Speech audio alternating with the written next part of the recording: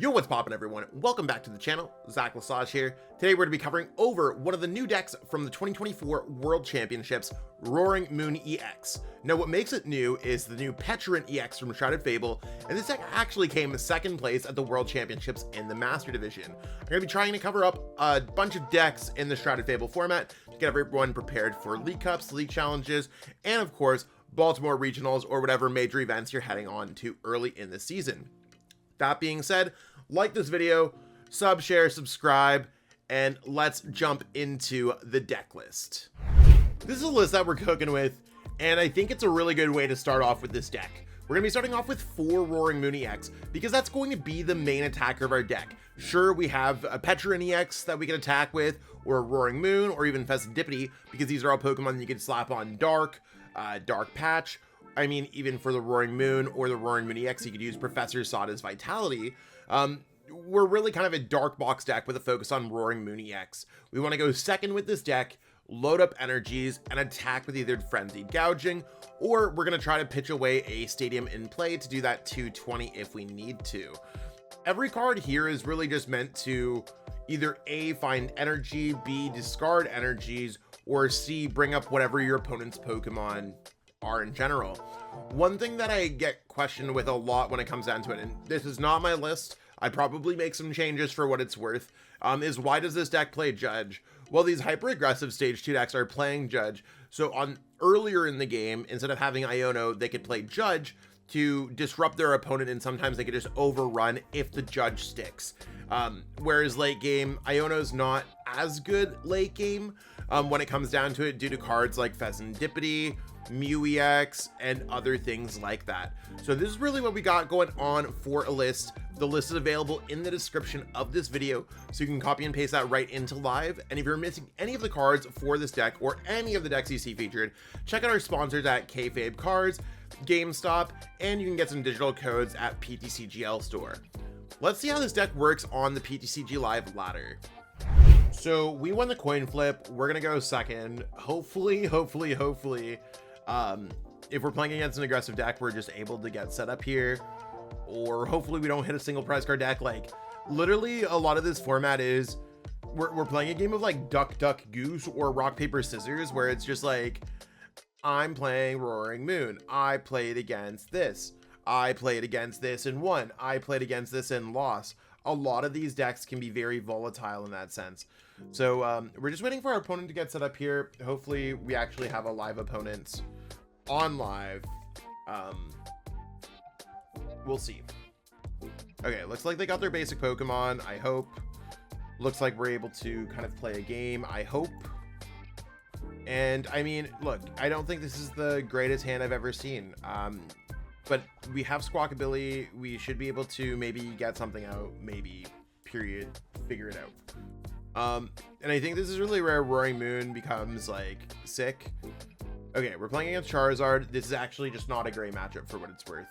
But we'll try our best, because if our opponent only gets out one Charmander, we should be really good here. And our opponent looks like they're going to be getting out at least another Charmander. There's the Pidgey on their bench. That's fine. But yeah, really not at all what we want to see here. I'd like to get out a Roaring Moon on our bench, the baby Roaring Moon,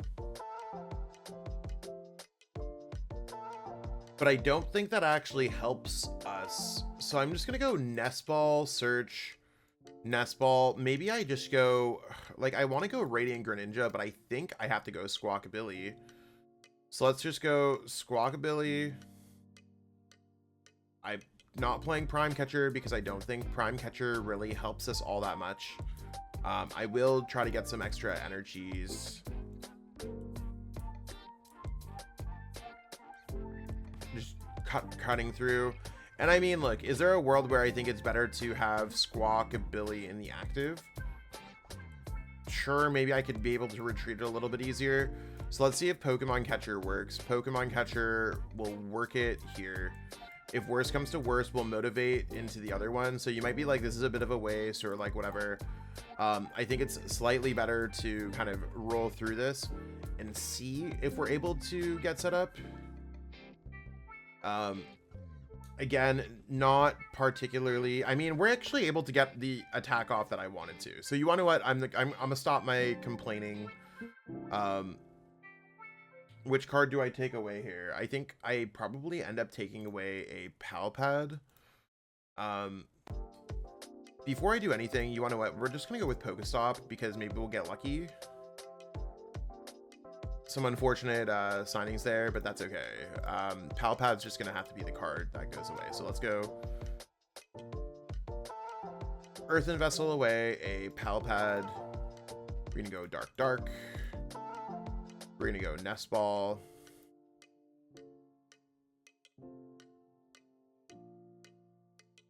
Getting out this Roaring Moon. We're gonna poison our Roaring Moon, and we're gonna make sure that it can go up in the active spot. So really just kind of a yuck start. But you want to know what? We're able to go Vengeance Fletching. We're able to take a single prize card knockout. We're able to offset the prize trade and see how things go from there. And I mean, I think like this is one of those things. Maybe I could have, you want to know what? I was going to say maybe I could have used Dark Patch. Dark Patch doesn't matter because they either knock out Roaring Moon EX or they don't. The reason why I didn't want to attack with the big Roaring Moon EXs is that our opponent could just go Rare Candy. In this case, you can see that it's probably going to be just not great for us. Interesting use of Pokestop. Maybe they don't have it all, or they're trying to soft check it. Usually Pokestop's going to be a bad call when it comes to Charizard unless your hand's terrible. Hand's probably not terrible if you got Pidgeots. At this point, I'm assuming that they're going to attack us with Rare Candy. You want to know what? I'm almost fine with this unfair stand because our hand sucked. I really don't see too much of a difference in our hands. I'd like to get a Fezandipiti if our opponent gets a knockout, but there's really not too much that we can do about this. And I'm pretty sure our opponent's just going to be able to go Rare Candy, Charizard, knockouts. We're going to have to use our Frenzied Gouging to really keep up with it. And our opponent, I mean, it's much easier for a Charizard deck to scale than it is easier for a Roaring Moon deck to scale. So we are going to be powerful based off of our quick attacks. And our opponent's going to be powerful off of having Pidgeot as its backbone and supports. So we should be all in a bad spot here for the most part. Like, we're really preying off of a Pokestop that can get us a Nest Ball, that can get us a Fezandipiti, that can get us a... We're praying for so much, y'all. They didn't get down... Okay, so now we're not even trying to get a Pokestop off. I think we're just in a bad spot. I'm going to send up Squawk, though. Squawkabilly is better to send up because Pecharunt can bring up something up. We're not going to be attacking with Pecharunt. I don't know. We'll see how it goes. The Magma Basin in the Charizard deck is kind of wild, but not too much that we can do there. So we're going to send up Squawkabilly, see exactly what goes on. Please give us a top deck. We are back in here, y'all. And as soon as we were back in there, we were not back in there. I think we're really just going to have to sacrifice a Squawkabilly when it comes down to it. And I mean, I'm just trying to play cards down here in case our opponent Ionos us. But I think this is really one of those things where, like, you can see that there's some flaws in these Worlds decks. You run into a deck like Charizard. I'm also fine with our opponent just knocking out Pecharunt. If anything, this makes my other play a lot better. Maybe they won't even get out another Charmander here. I definitely would have gone Pidgeot first, decided what's in my deck, understood what's in my deck, made a play, then go forward with boss, gaining that information, but there's nothing really I could do. It doesn't stop the fact that we're losing, but there's our buddy Poffin. Everything here should be pretty well scripted at this point. I mean, I'm pretty sure we end up just like losing this game because our opponent's up 2 prize cards first and their deck scales better than us as the game progresses. We don't have ways to draw multiple prize cards. But that's okay. All it was taking us that we missed a turn. maybe we won't miss any more turns. Again, we're going to send up Squawkabilly because we could use Pecharunt. The extra damage is really not going to matter. So we're going to be able to attack at the very least. But let's go Pokegear, and I really could care less about the judge because our opponent has Pidgeot and Fezandipiti. They could definitely power themselves up better than we could. So there's some stuff. Cool. Probably gonna go Nest Ball, search my deck for Fezandipiti so we could have some more draw power. Let's go ahead and draw some more cards because that sounds very cool as well. Gonna put down another Roaring Moon. Going to attach for my turn. Going to put Pokestop in play. Going to play Trekking Shoes. Since our opponent, no, we're not going to put that into our hand because it doesn't matter. We don't win the game any better by having things. Yeah, there's nothing left into our deck except Night Stretcher, so that's fine. We don't win the game any better by having this situation go like this, so I'm just going to go Subjugating Chain. If our opponent takes the knockout here, how much damage are we doing with this? We do 6 times 5. We don't even get the knockout, so unfortunately I'm just gonna go Dark Patch, and if we run them out of Charizard EX, then maybe we're fine. Maybe our opponent had some rough goes at it, you know what I'm saying? I don't think they will. They've already gone through 2 rare candies, but maybe 2 of their 3 rare candies are prized, and that's a sometimes okay thing. So we're going to bring our opponent down to 3 prize cards, and we'll match the tempo of what our opponent's doing. If we were playing against a deck like Regidrago, for example, maybe Regidrago couldn't respond back to the situation. I think they could with Dragapult EX copied and drawing 4 prize cards, but that's just me. I also think that being weak to Grass type is really an issue. So at the end of the day, I feel like this Roaring Moon EX deck, my personal take on it is it's a cool deck. It's an aggressive deck. I don't see it being the play going forward. I think it's interesting. I think there's certainly a lot of different ways to play it, but my first take on it is maybe the metagame's grown hostile against it, but I'm also playing against a Charizard deck, y'all. And I think like this is really where we're gonna have a big struggle moments, is playing against this Charizard deck, because they're gonna knock us out. And I'm forced to knock out a Charizard EX out. As soon as your opponent has a Charizard EX out and you have to knock something else out, that's it, y'all. Our opponent literally needs a fire energy to win this game. With Pidgeot and Fezandipiti, and Super Rod's been played. Maybe they won't see it, but yeah, us missing that 1 turn out of the unfair stamp kind of hurting us. The one thing that I will say is this deck does scale okay. I have been able to kind of attack. And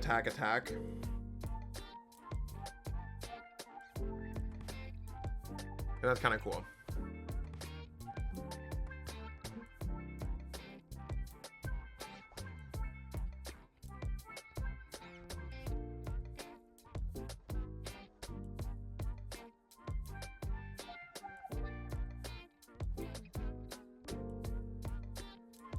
Yep, and maybe we won't be able to scale this turn because of Roxanne. You love to see it. You love to see it. And if the Pidgeot Fezandipiti combo was not enough, they also have 4 Sealstone Luminion. But that's okay. We will shuffle our hand into our deck. We'll get some cards. Fezandipiti kind of like it's made a lot of those shuffle draw supporters just over. So we're kind of okay with that. Don't know why they'd go with Luminion right now.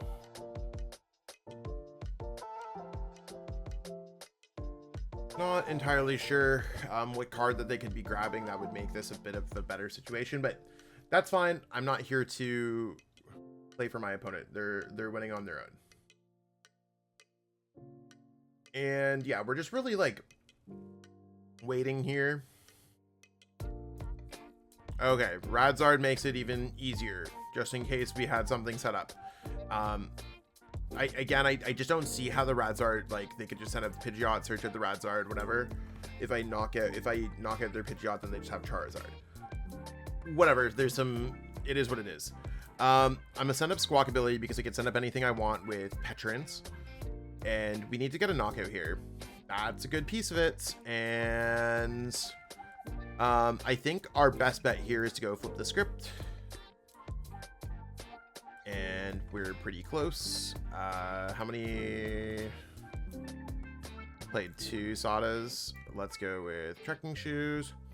Yeah, we'll just put that into our hand because that gets us to where exactly we want to go anyways. Pecharunt with its attack is not going to score the knockouts. So 60 times for each prize cards your opponent's drawn. 6 times 5 is only 300. So not enough to go with Pecharunt.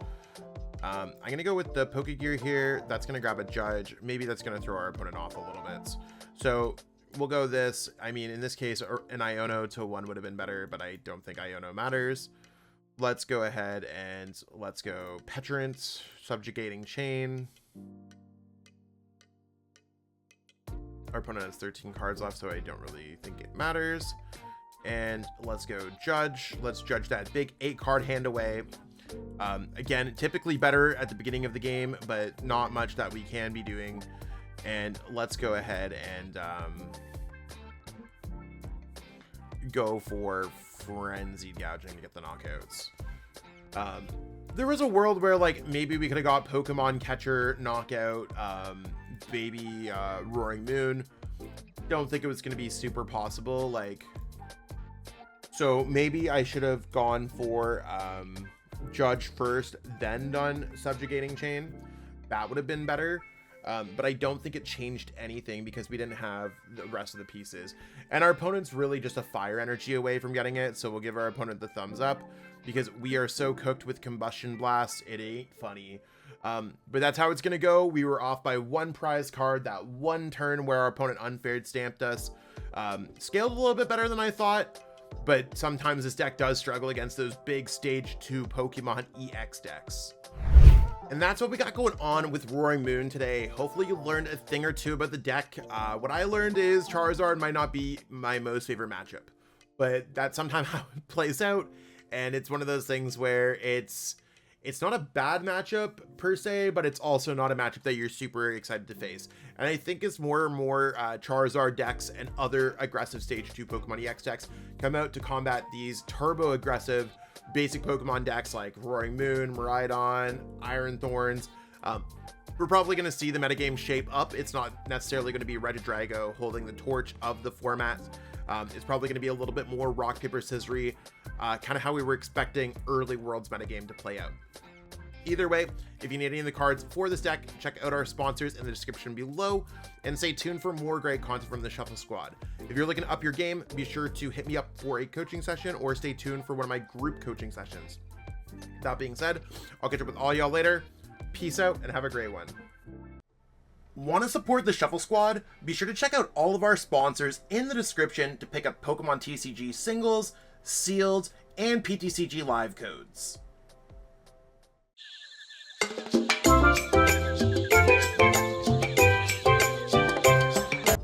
You made it to the end. Thank you so much for watching this entire video from the Shuffle Squad. Honestly, from the bottom of our hearts, we appreciate each and every person that supports our content, watches what we have going on every single day, every single week, even from time to time, and continuously allows us to have a forum to project our creative content towards the Pokemon TCG community. So if you haven't already, be sure to give this video a like, subscribe to the channel, and even leave a comment to help boost the YouTube algorithm. That being said, we'll catch you with our next video. Thanks again. Take it easy.